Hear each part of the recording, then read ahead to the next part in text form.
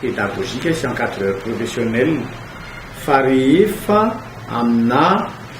formation académique dia encadreur ihany satria le ankizy manao recherche dia tsy voatery mandeha ny anatina stage ny izy manao an'le izy. Le olona zany manao mémoire amina fanaovana stage dia misy an'le atao hoe rapport de stage dia rehefa manao mémoire izy dia eo no misy ilay resaka atao hoe encadreur pédagogique sy encadreur professionnel amin'izay. Fa raha ohatra le izy ka mémoire dans le cadre na recherche nataon'le ankizy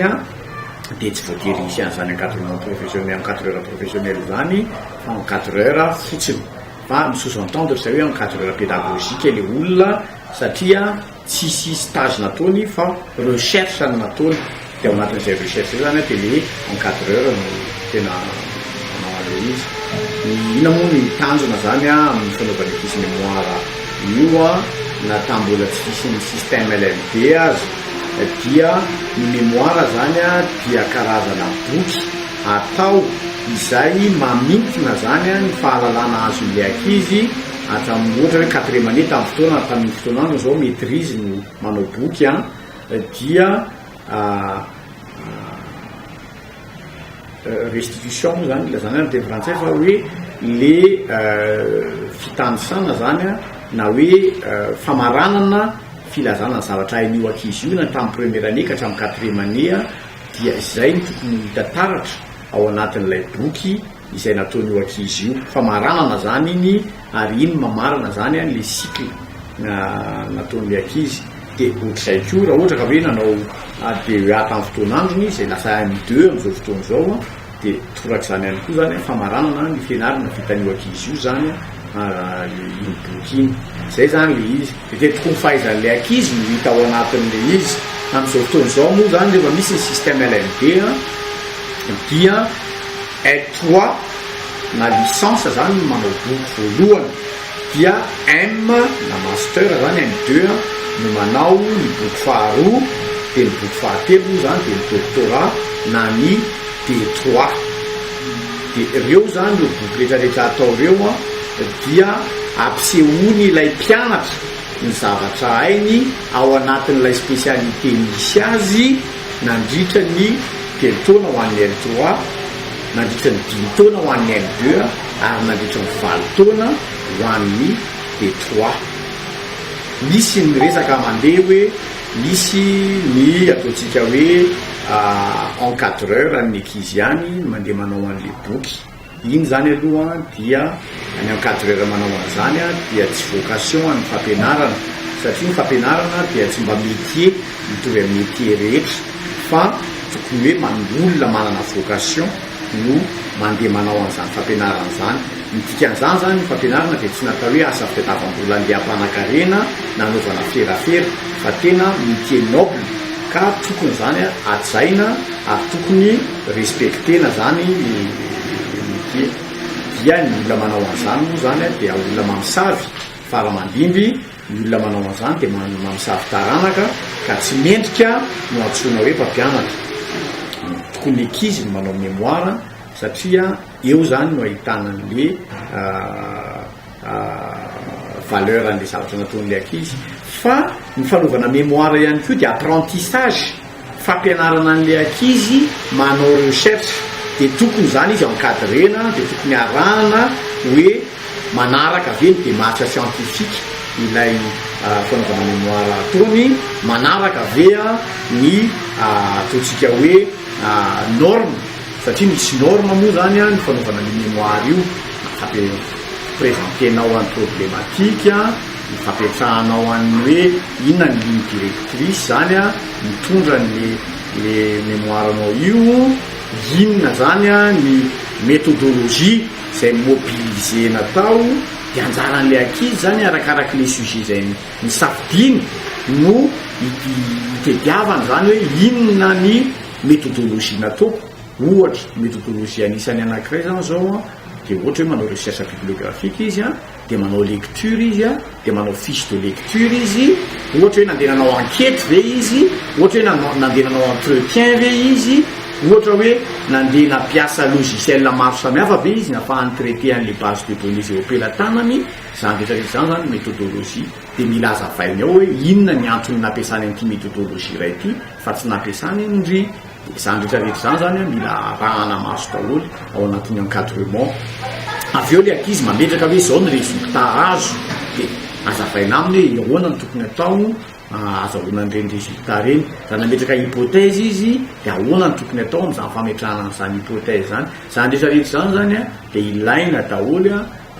ho ain'le ankizy satria ao anatin'ny fampianarana ambaratonga ambony sy ny fikarohana ara-tsiansa zany dia ny tanjona de famokarana olombanina mba hasoa ny olombelona sy hasoa ny firenena misy an'le olombelona. De zay zany mahatonga ny hoe ny olona izay tsy mpampianatra zany na ny encadreur izay tsy manaja izany ataontsika hoe démarche scientifique sy hoe fampafantarana sy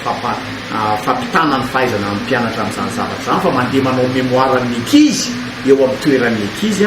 de zany de verina fa tena mpamosavy firenena ary mpamosavy ny taranaka faramandiny. Ny tanjona azon'izy ireo dia mazava ho azy fa fahaiza-manao na ilay antsoina hoe compétence izany hoe tokony lasa manana esprit d'analyse ireo mpianatra ireo, tokony manana ny atao hoe rigueur zany ireo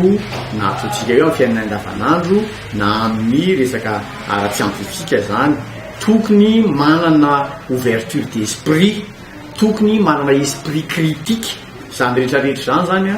dia mifameno mba hahatonga an'ilay olona zany instruit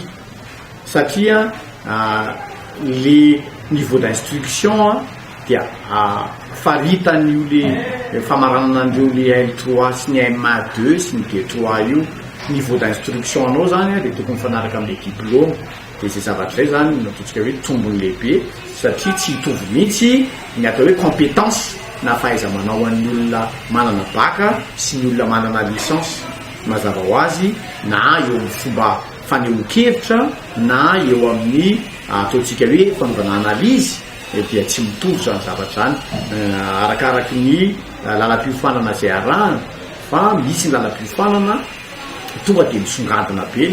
le fahasamihafana. Raha lalam-piofanana dokotera zany zao dia maro ny zavatra ianarana fa afaka fitotoana vao mahazo diplôme, anefany amin'ny lalam-piofanana hafa zany dia eo amin'ny telo taona zany de mahazo licence. De tokony hita ny fahasamihafana eo amin'ny olona manana baccalauréat sy ny olona manana licence. De toy izany koa ny amin'ny master sy ny doctorat. Takin'ny système LMD zany satria Madagasikara efa niditra ao anatin'ny système LMD io de ny zavatra takin'ny système LMD zany dia hoe manao boky zany ao amin'ny L3, manao boky any amin'ny M2 ary manao boky any amin'ny D3. De méthodologie reo hoe misafidy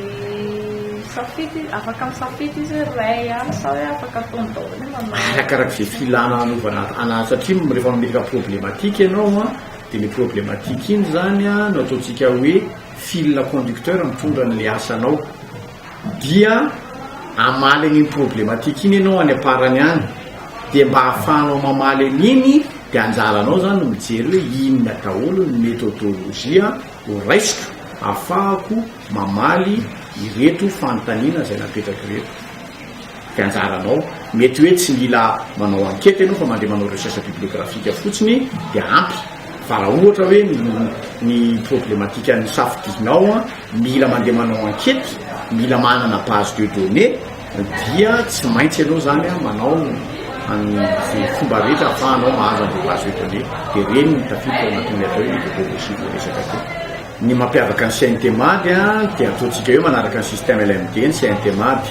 zay ny voalohany. Misy mbola ataontsika hoe université mbola tsy de tena ao anatiny ary mbola tsy mazoto loatra amin'ny fanarahana ny système LMD satria sarotra mantsy no manaraka an'izy io. Ny zavatra anankiray faharoa dia mampiavaka ny CNTMAD dia nahazo habilitation avokoa ny tolotra fampianarana zany izay omena ataon'ny CNTMAD. Zany hoe misy habilitation anakiroa isaky ny lalam-piofanana raha miteny ianao gestion dia misy habilitation anankiray ny L3 ary misy habilitation anankiray ny M2. raha miteny ianao économie dia toraka zany, raha miteny ianao droit dia ohatr'izany. Dikan'izay zany dia misy habilitation 12 ato amin'ny CNT mady. Satria tsara manimarika lapelabe ny olona manana habilitation izy amin'ny L3 amin'ny droit kanefa izy mampianatra informatika izay tsy nazahoany habilitation mihitsy. Dia izay zavatra zay zany ataontsika hoe tombontsoa lehibe ny CNT mady. Dikan'izay zany raha vadika fiteny hafa dia azo lazaina hoe manaraka ny zavatra voatondron'ny lalàna sy manaja tanteraka ny ataontsika hoe